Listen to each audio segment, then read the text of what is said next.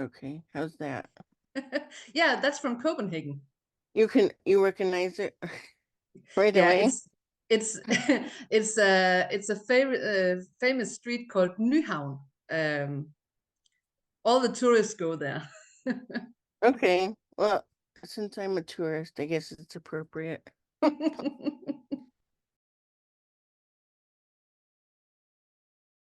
How do I say your last name? Dueholm. Dueholm. Yeah, Due is a pigeon, and Oh, and Holm is an old word for an island or small reef. Almost all last names in Denmark has a meaning like that. oh, like And my middle name Ågård means farm by the creek. oh, interesting. I think Swedish, maybe Iceland. They're usually like so and so's daughter or Yeah, so and so's son. So that's interesting that we in have we Denmark. have that we have that in Denmark as well. And back in the day, it would be like 50-50 whether your last name meant something or if it all the names ending in sen means son of, like Jensen is son of Jens and Nielsen is son of Nils. Um, but nowadays, more and more people are getting rid of the son names and opting for Oh, the more, I don't know, exotic or fancier sounding names. We did the same. My husband was Jørgensen, son of Jørgen, and I was Nilsen, son of Nils. So when we got married, we had the option to combine our names. So he took part of my last name, and I took part of his last name.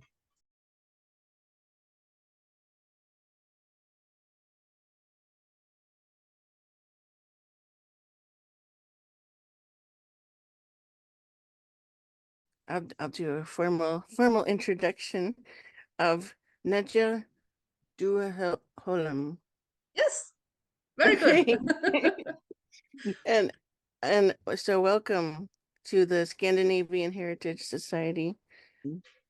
We're really excited to learn more about Denmark and the zoo and you and the zoo that you work at.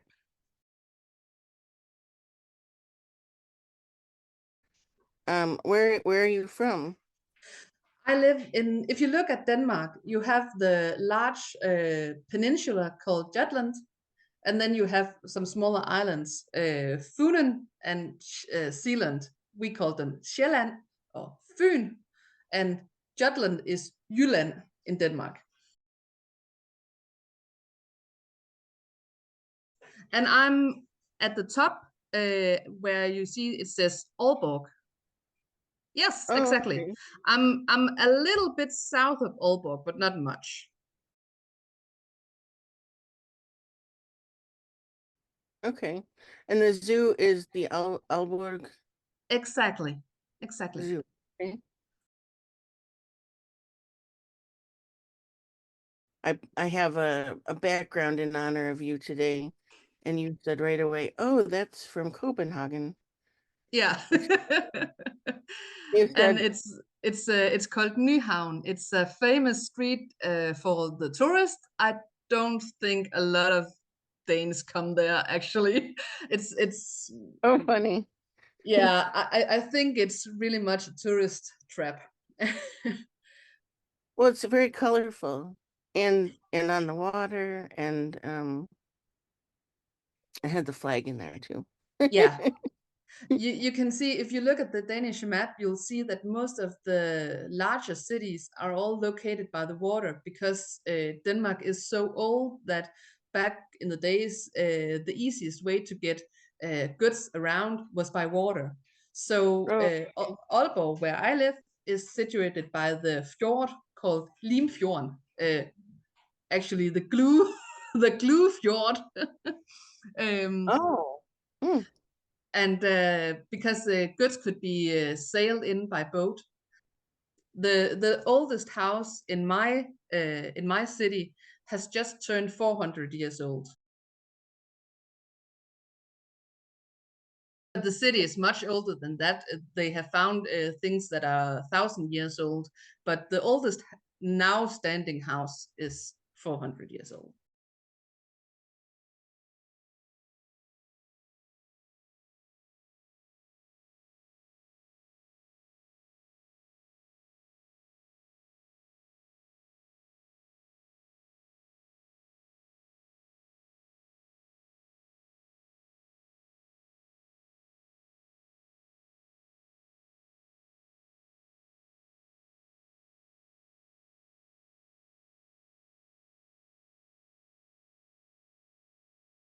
It's interesting for me coming from America, or the United States, that it's such a well, Yeah, young country in this formation, and to hear the longer history of Europe and Scandinavia and the Nordic countries is a little bit mind blowing to me. yeah. We traveled the US in 2017 for a couple of months when Rosa was 5 years old, and some of the towns we went through had signs that like said 200 years old, and this is so old. And we were like, 200 years old, that's not that's not really old, you know. We have houses that are older than that. um Yeah, that's a 200-year-old house here would be just uh, a very treasured thing. yeah. And that house I was just talking about that just turned 400 years old, if you want to Google it, it's called Jens Bang Stenhus.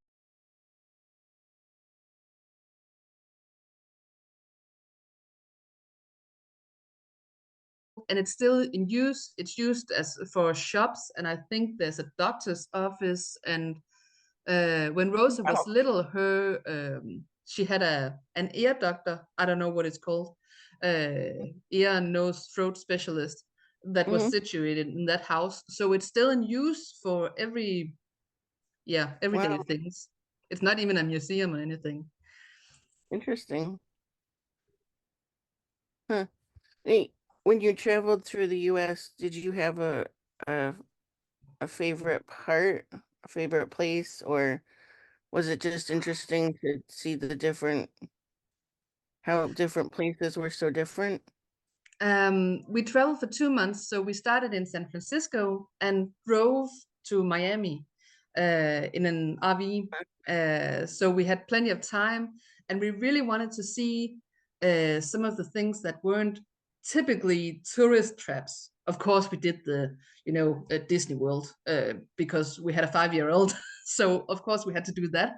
But we also just went to the small towns and just talked with a lot of people. And I was one of the main differences between Scandinavians and Americans is how open you are with strangers.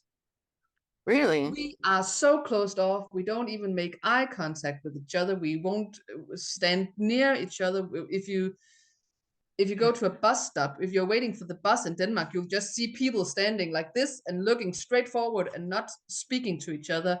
Um, and everywhere we went, people were like, "Oh, so where are you from? And can you tell me about your country and your trip?" And uh, that was, I would probably have a hard time if I lived in the US with the constant chit chat, but it was so Oh. nice and so, I don't know, hospitality, I think is the word I'm looking for, Hmm. um, because it was so different.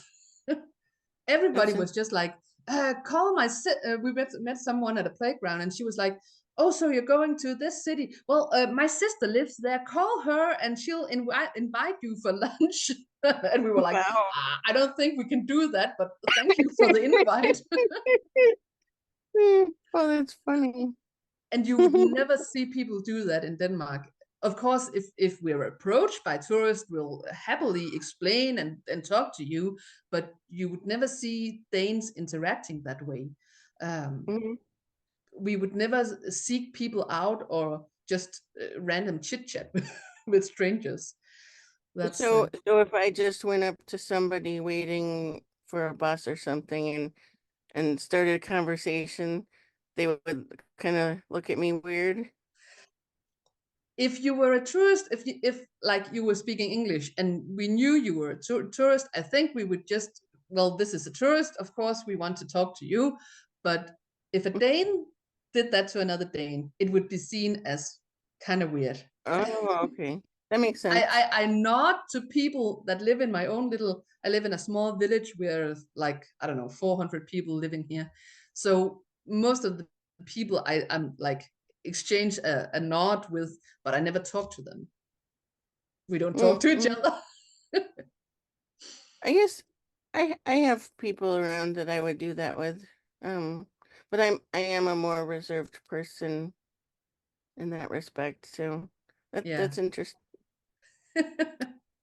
So I know one of the things that we want to talk about is the zoo that you work at. Mm? And when did you start working there?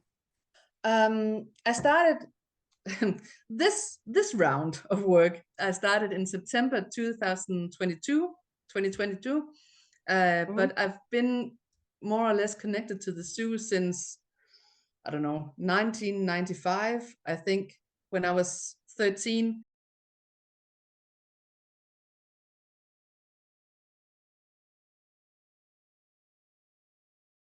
I had like in primary school here is like from 0th grade to 10th grade, from around 6 years old and up. And like in 9th and 10th grade, you have an unpaid internship at some sort of job. Oh, Just a way of seeing what the job market is like. It's just a week or two, but it's nice to get out of school and do something else. And you're mhm. usually asked, where do you want to intern? And I chose the zoo. So I went to the zoo for 2 weeks, I think, when I was 13. And then I've been kind of like working there on and off. I've been working at they have small like ice cream stands and kiosks, and I've been in the cafeteria, and I've been cleaning, and so I've had all kind Wow. of odd jobs up there. But now I'm in the school department. We have like 2 classrooms. That's like a school classroom.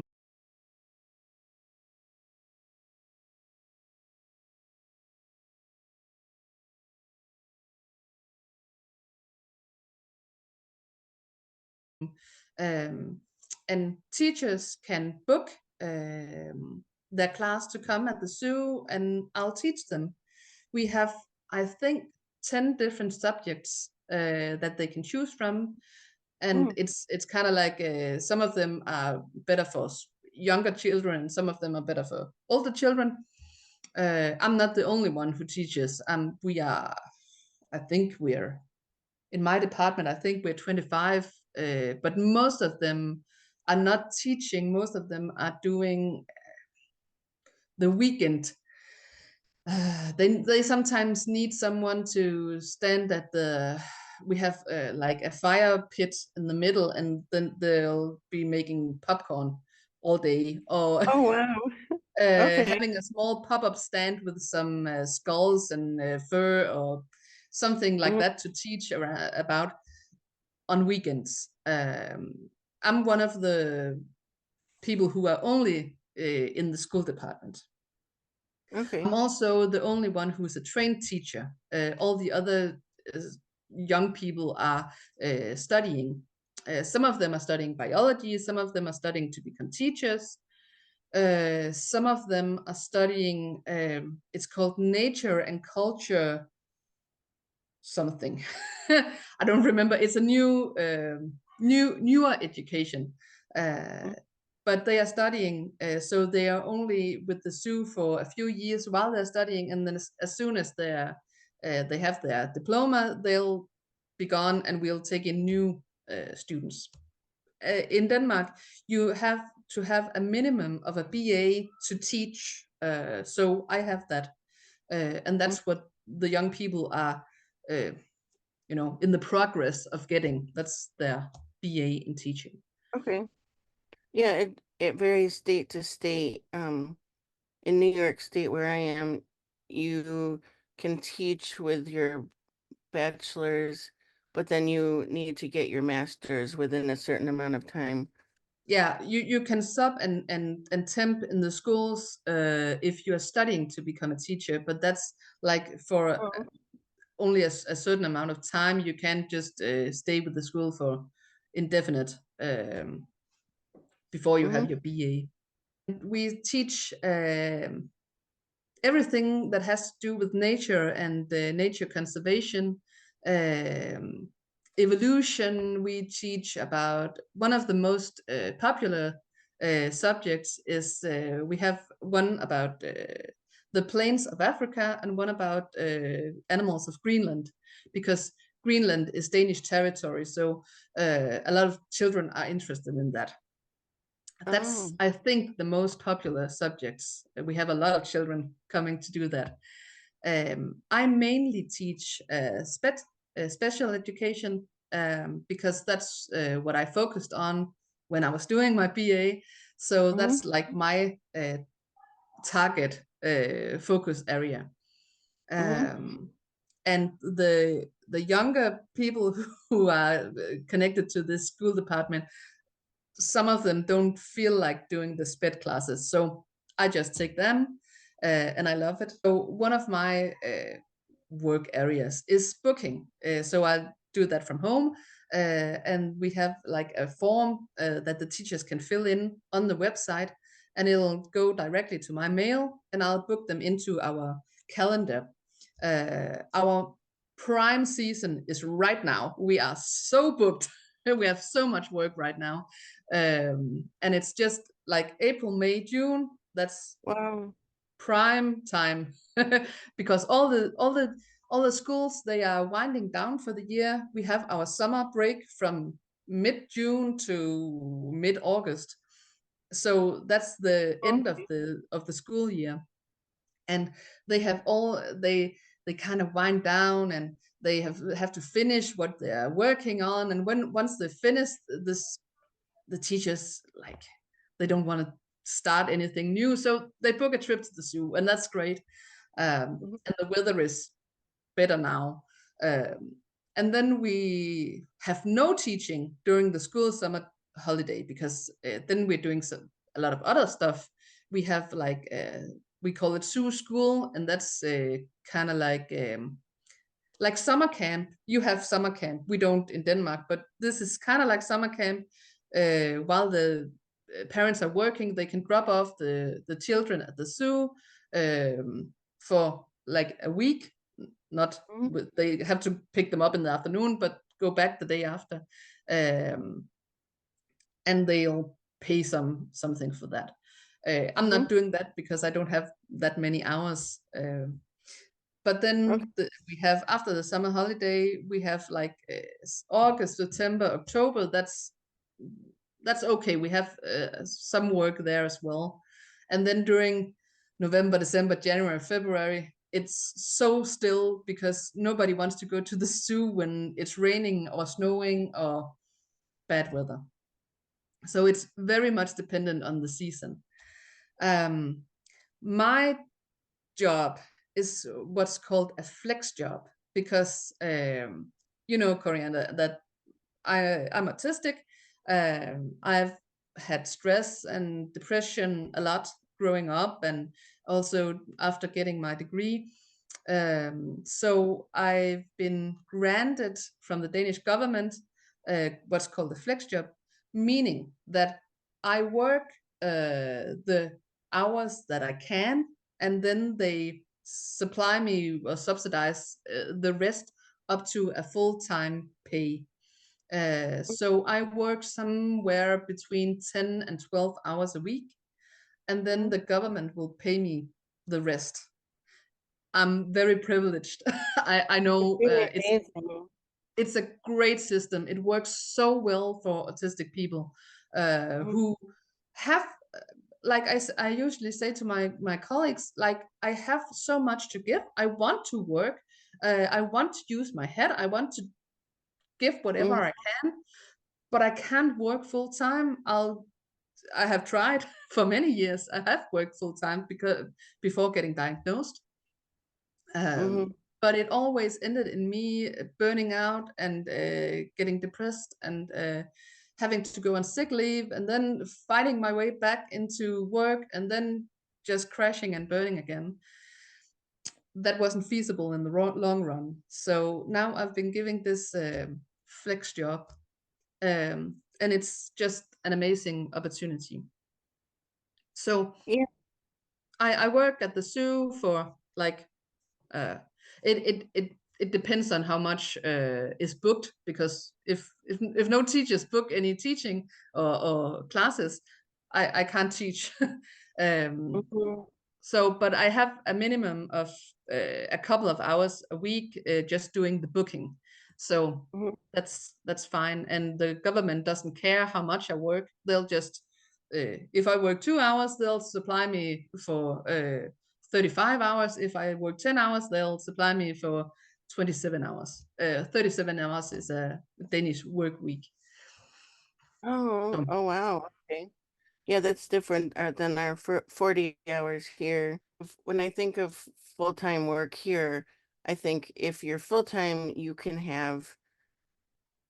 eligible for healthcare and or to get on a insurance plan. And I think you have universal healthcare. yeah, it's all Yeah. paid through the tax system. So everyone pays taxes here. How much you pay depends on how much money you make. Mm-hmm. Most of us, the majority of us, pay around 38%. But just to put in perspective, the minimum salary is let's say $20 an hour. So even Wow. if you make minimum salary, you can still afford a house, or not dentistry though, but everything else is paid through the tax system. Oh, So, right. and that's like the money the government supplies me with every month is also paid by the tax system. So we all help each other.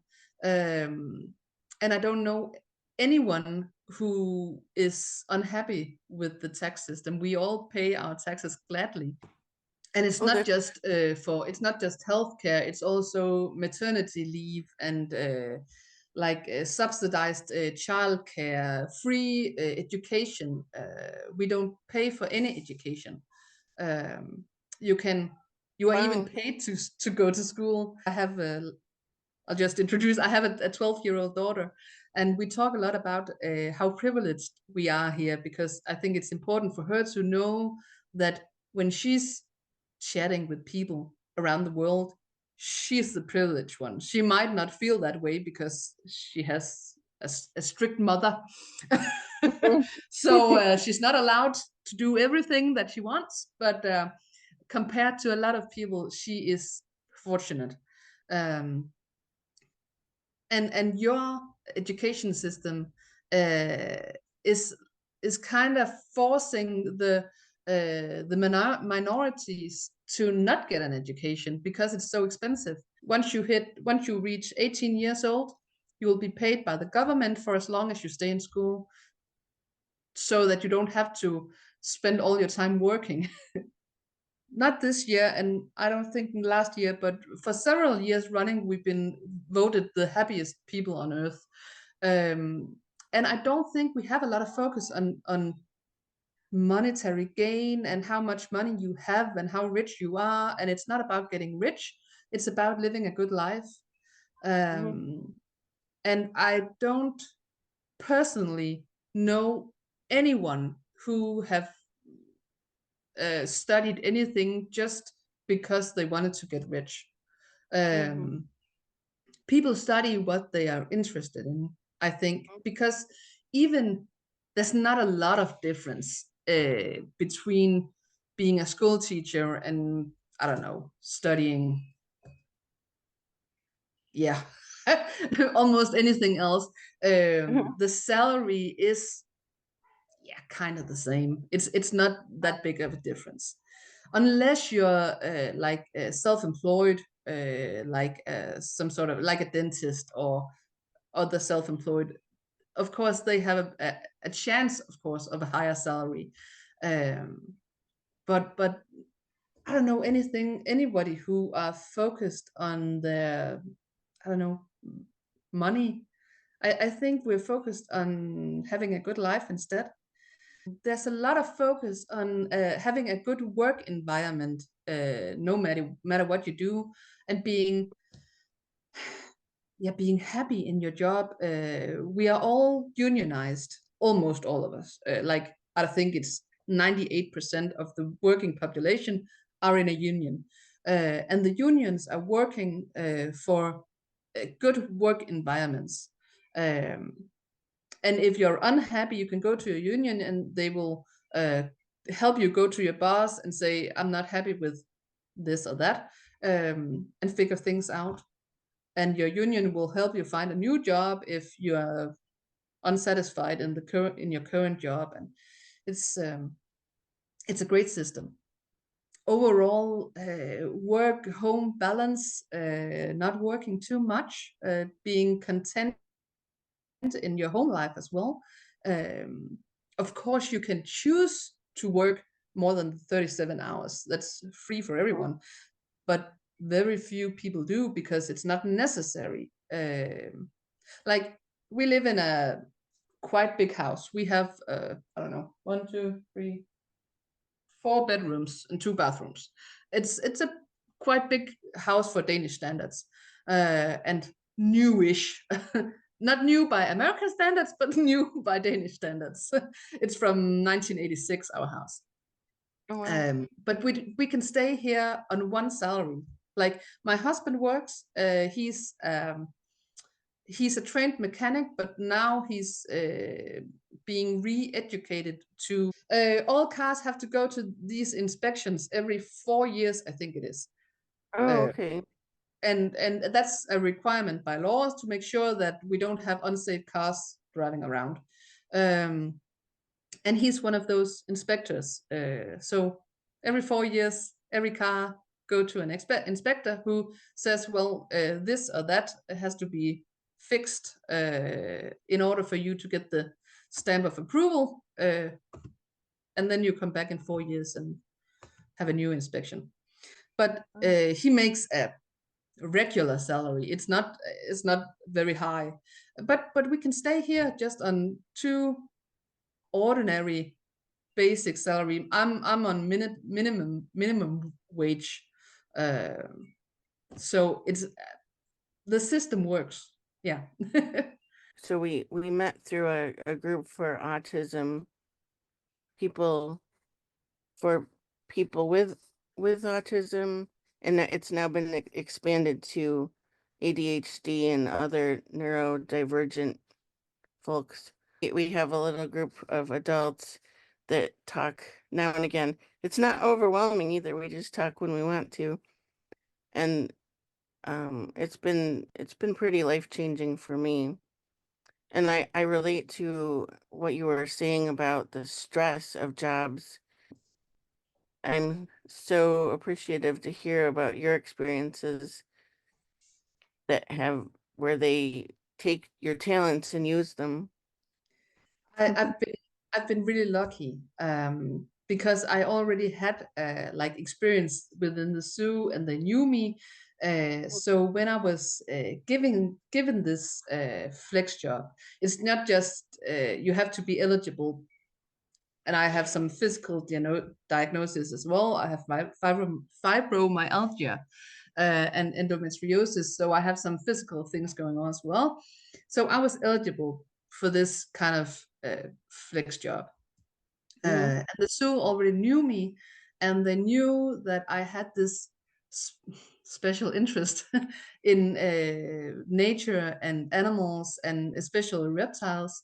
So when they had an opening, the one who's my boss now contacted me and said, I know we've talked before, and I know that you have been given this flex job now. Would you want to come and work for the zoo? So I kind of tell people that I was actually headhunted for the job. Um, and there's a Awesome. lot of I don't know, what's it called, status in working within the zoo. It's something people look up to a lot. Mm. I usually, when I teach SPED classes, all the students who are on the spectrum and have, yeah, autism, ADHD, I usually tell them that I'm also autistic, because I know that a lot of young people who grow up, I didn't know that I was autistic growing up. I was diagnosed when I was 37. But I know a lot of young people grow up with this. I can't do anything. I'm autistic. Why bother? Because I won't ever get a job. And I usually tell them that I'm autistic and I'm now in this very high status job. And a lot of them are like, wow, so maybe I can as well. Um, and usually the teachers are happy to learn that, okay, she's actually autistic, she can relate to the students in another way, maybe. Yeah, So yeah, definitely. That um we all have our special interests that really um when we're talking about them, it's like it's like the world just opens up and I feel like we start glowing or something yeah, because it's exactly. just so excited about um one of my special topics is the Sancta Lucia at Christmas time. Yeah, And we've talked about that too, yeah, because I you shared your daughter's school. yeah. And Um I was so sorry she didn't get to go, but she had COVID-19 at the time. So I really wanted to, watch them do the Lucia, and because it's only sixth grade that does it. So, but yeah, I couldn't send her with COVID-19. no, no, no. Back to the zoo. Yeah. I just want to add that I think the zoo, all the zookeepers, we are all nerds within our area of expertise. And that makes it so that there's really, the bar is set really, I don't know, low or high. You can be whoever or whatever you want to be. There's not a lot of, you don't have to fit into a certain little box, because we're all really nerdy about the animals we care for, especially the zookeepers who only care for maybe 2 or 3 different animals. They know Mhm. every little single detail about those 2 or 3 different animals. And also my colleagues who are also teaching, they also have their special areas of expertise. I have a colleague who, he's so nerdy about fungi. Um, and Oh mushrooms, yeah. and it's not something we actually teach, but he and I, we can just like, and did you know, and then there's this fungi, and then there's this, and when we get together, it's like we had a zoo-wide function some months ago, and everyone was there, also the office department, and we were put in groups. It was kind of like a workshop slash mixer, so we had to get to know each other.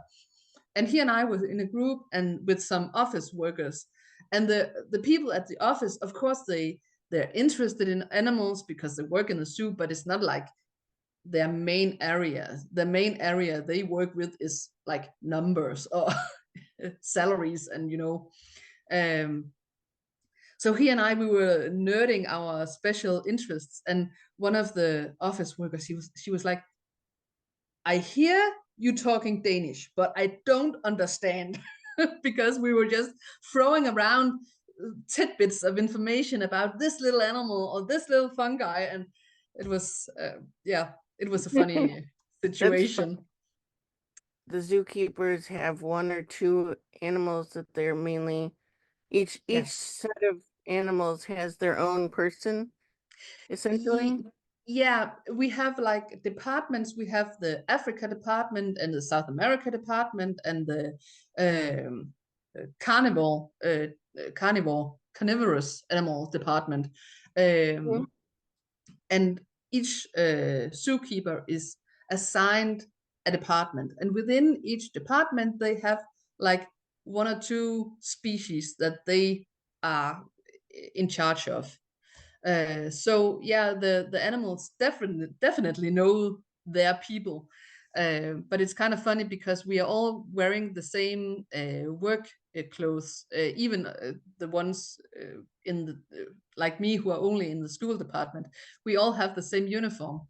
So when Mhm. I go to the zoo, like when I meet early in the morning before I have to teach, I like to like do a round in the zoo, just look at the animals, and they all come to the fence because they spot the uniform. And then when they get closer, they're like, "No, you're not my person," and they turn around. Oh, oh So they gosh. spot the green clothes first, and then they spot the face, and they're like, "No, I don't know you." Do you have a favorite animal at your zoo? At the zoo, um, I think it has to be one of the animals I actually work with, because we have animals that live in the school department. The animals we use, Oh, to show and tell the kids. We can't, you know, we can't bring a lion down to the zoo yeah, department, yeah, the school that's department. true. So we have some reptiles that live within the zoo department. And we have an African bullfrog, and I'll send you a picture of him. Okay. Giant African bullfrog, and he's like this Oh big. my goodness. Wow. And he's one of my favorites, I think. He's called Kel, which is a very old-fashioned Danish name, kind of like, I don't know, bird or something in English. Um, and it's just a funny name for a funny animal. Yeah. And I How, know a lot of facts about African bullfrogs. So when I use him to teach, I'll bring him around to the children, and they'll pet him and look at him. And yeah, we also have snakes and turtles and I don't know, mice and rats and guinea pigs and uh, bearded dragon. But we have a lot of different animals at the school. Um, and wow. I'm not in charge of them. I'm not taking care of them, but I work Mm. with them because like yesterday I had a class about reptiles, so I'll focus on the reptiles and take them out, and the kids can see them and like yeah. So do you But have a, sorry, yeah, do you have a comfort level with snakes? I'm very comfortable with snakes. I've had snakes as pets, hobby animals myself. Okay. So I don't mind snakes at all. Before I met my husband, I had used to have a lot of snakes and lizards and Wow. spiders and Oh my gosh. yeah, all So all different you weird just said animals. two of the ones that I'm most afraid of, spiders and snakes. I'm getting more comfortable. There's a difference for me, at least when I have them behind glass. I don't mind. I've had like big tarantulas, but they were Mhm. behind glass and I knew where they were. But house Yeah. spiders, they're so unpredictable. I think that's what ugh, irks me out. Yep. The The unpredictable. unpredictableness, unpredictability, I think it's called. Yeah. We have a saying in Danish: "Summer is the best day of the year." Because we have such a short summer, and some years we don't even get to wear shorts. Um, Wow. yeah, it's been a few years since we've had a really good summer. I think that's why a lot of people travel in summer, because then at Okay. least we get to experience a little bit of good weather. Yeah, Uh, it makes sense. yeah, and seeing as how much beach we have in Denmark, it's a shame we can't really use it because Yeah, the yeah, that's weather is true. so. All beaches are public, so really there's no private beaches. Oh wow. It Okay. happens. I think it was, I don't know, 3 4 years ago, we had a red algae explosion on one of Oh. the coasts, and red Mhm. algae can really irritate the skin, so they didn't close the beach because you were. I think Denmark is like, you're free to do whatever you want. We can warn you, but if you choose to still go in the water, you're free to do so. So they weren't closed, but people were warned that maybe don't go in the water. Yeah. Um, and even in winter, we use the beaches. We go to the beaches. We go for walks and bring the dogs. And you're never more than half an hour's drive from a beach in Denmark because there's beaches all around. Um, Yeah. so we usually go to the east coast because the east coast of Jutland is facing Sweden. Mhm. Um, and if you look at a map, there's not a lot of sea between Jutland and Sweden. So the water is calmer and warmer on the east coast than it is on the west coast. Okay. Uh, because the west coast is facing Britain, but that's farther away, so it gets rougher and colder.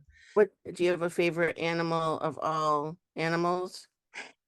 I do actually, and it's a funny one. Do you know an animal called a water bear or tardigrade?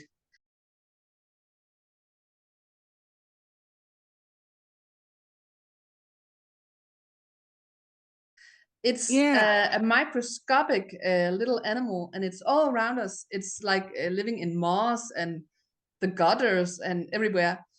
But it's so fascinating because they can dry. They only live in when it's humid or moist, and then they can dry out and they stop living, but they don't die as such because as soon as Wow. moisture comes back, they spring to life again. And Wow. they're just so fascinating, and they can survive on the outside of space shuttles, and yeah, Oh they my can God. survive everything I did almost. not know that about them. They are amazing animals, and if we could utilize or figure out the mechanics of how they work, I think that's a huge leap in humans surviving space travel, for example, Mhm. because they are going into a sort of stasis where they're not dead, they're not alive, they're somewhere in between. They have no heartbeat, no function, no bodily functions at all. But as soon as moisture is added, they come to life again. So Wow.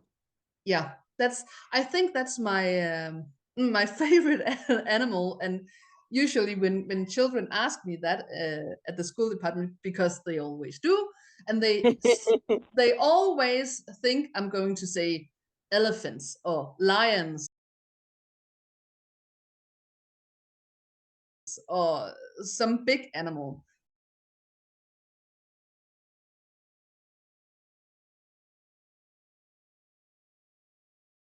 But no, the smallest animal is my favorite. And I have one question from one of our members, Amanda Hook. She says, "What, in your opinion, is the coolest animal at the zoo?" I talked a little bit about our African bullfrog, who I Mhm. think is insanely cool. Um, we have just had a tapir born like a month Oh, and a half ago. Uh, he's pretty cool as well. I think it's a hard question because it's so hard to answer what's the number one. I think all of them are cool. It's not how do I say it? I don't know as much about all the species, but they all have some thing that is cool about them. We have Asian lions at the zoo. We don't have African lions because Asian lions are more endangered. Oh. We've just that's maybe 6 months ago. We had 7 cubs born to the Asian lions, who are Wow. so important for the conservation efforts of the species.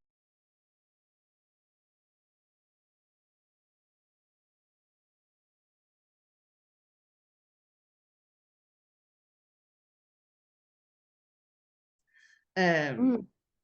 And they are growing and thriving and playing, and just a joy to watch. They are so cute, even though they're getting big now. But it's been funny watching them grow up, and I know that they'll get a space in the breeding programs, because all the like all zoos in the world actually are within no, not all, but a lot of zoos are within called WAZA, World Associations of Zoos and Aquariums.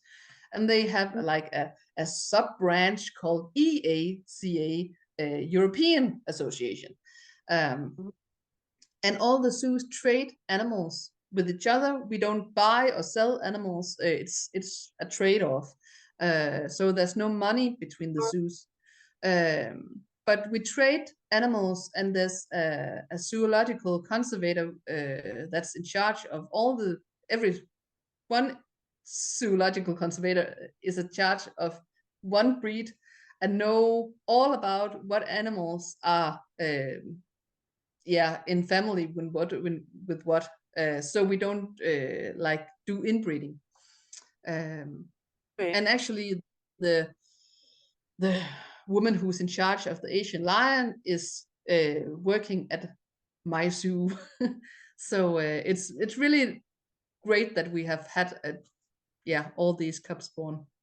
One of the biggest success stories I can mention just off the top of my head, but we have animals born almost every day. So Wow.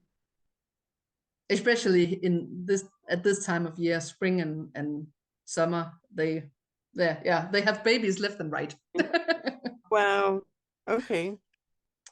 Yeah, Like that. a couple of weeks ago, I was at work, and we got a call. I didn't have my class hadn't come yet, because I always go to work in the morning, because I like being in time, so I have time to set up. And we all have a radio, because if, God forbid, if an animal were to escape, they need to be able to call us, so we keep everyone inside. So there came Yeah. a call on the radio that they had a giraffe that was giving birth, or about to give birth, on the. Oh. We have we call the savannah. It's a big like a big plain. We also have the zebras and the antelopes and the emus and other animals on this big plain. But she was Mhm. not supposed to have the baby on the plain, because there were lots of other animals. So we all Oh. had to scramble and leave everything we were doing to get this giraffe into her stable, so she could give Oh birth my to the goodness. calf inside. Wow.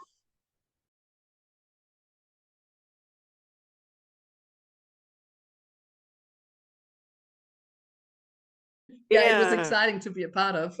Yeah. Do I remember that you have red pandas? Yeah, we do. Yeah. Yeah. We have we have some here visiting. I have not seen them yet though. Like the one time I was there, I think they were inside or something. So that I zeroed in on that on the website, Yeah, which I yeah, will we do. share. We just had That's we got a new breeding pair like a year and a half ago. The old pair, they had cubs in the past, but they were getting old, and didn't, yeah, they didn't get, she didn't get pregnant, and they were very, Mm. very shy. They didn't come out much, and the audience couldn't really see them. And Oh, maybe yeah, that's you know, it's kind of the business part of the zoo. We have to have animals that are on display. We can't just say we have red pandas and then they're only hiding, you know. So yeah. we got a new breeding pair, and they've had 2 litters of cubs now, Wow. and are usually sitting right where people can see them. So that's great. The extroverted pandas, red Yeah, pandas. exactly. I'm often very jealous of your wildlife. We don't have a lot of wildlife in Denmark. Oh, Um, the climate is harsh, and the seasons are short. We have like 6 months of winter and like 3 months of fall, and yeah, so the summer is very short, and that's harsh on the animal life. yeah. So we don't have a lot of wildlife. I really wanted us to have. I would like if we had raccoons. We don't. And we have like mink and ferret and Oh, marten. yeah. So my daughter is very much into. I found the American word for it was vulture culture, and I like that a lot.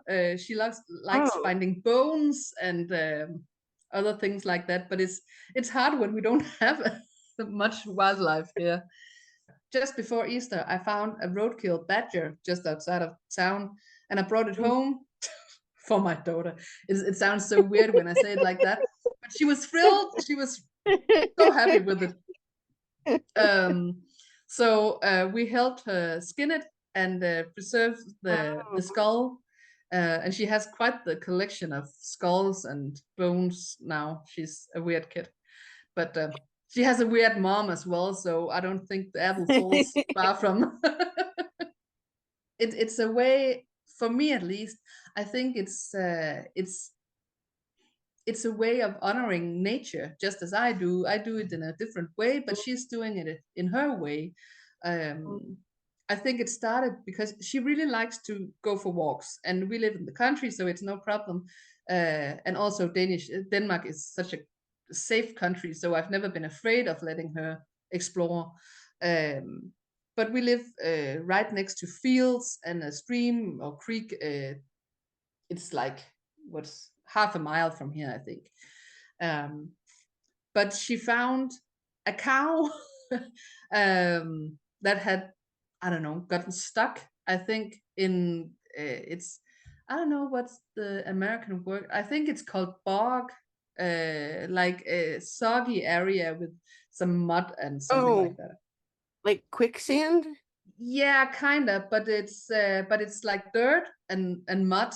But it had gotten Okay. stuck and Oh my had God. decomposed, and she brought Oh, home almost all of the bones from a whole cow within the span of a week, just yeah. walking back and forth. And now she has the skull, and the skull is like this big, Oh my mounted on her God. wall. Wow. Anthropologist in the making. Yeah, I think so. She's saying now that she wants to study microbiology, but she can change her mind. Oh, So, mm-hmm. That's exciting.